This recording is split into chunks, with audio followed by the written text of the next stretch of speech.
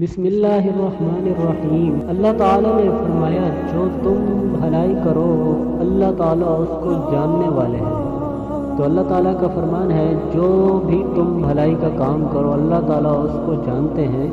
اللہ تعالیٰ نے ایک اور جگہ ارشاد فرمایا جو شخص ایک ذرہ بھر بھی بھلائی کرے گا وہ اس کو دیکھ لے گا۔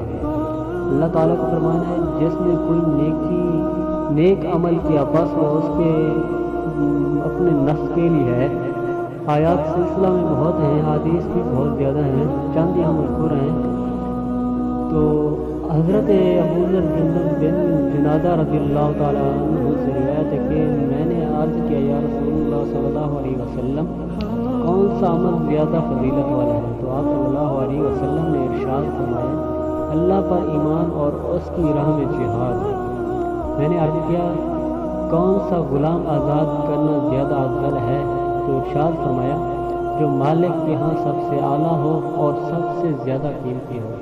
میں نے عرض کیا اگر میں نہ کر سکوں تو ارشاد فرمایا تم کسی نیک کرنے والے کا ہاتھ بٹاؤ یا بد سلیقہ کا کام کر دو۔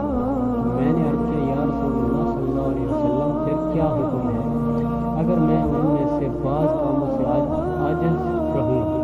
ارشاد فرمایا پھر تو لوگوں کو اپنے شر سے بچا کر رکھو کیونکہ یہ بھی تمہارے اپنے نفس پر صدقہ ہے۔ تو بھائی اگر ہماری ویڈیو اچھی لگے تو ہمارے YouTube چینل کو سبسکرائب اور لائک شیئر ضرور کریں۔ شکریہ۔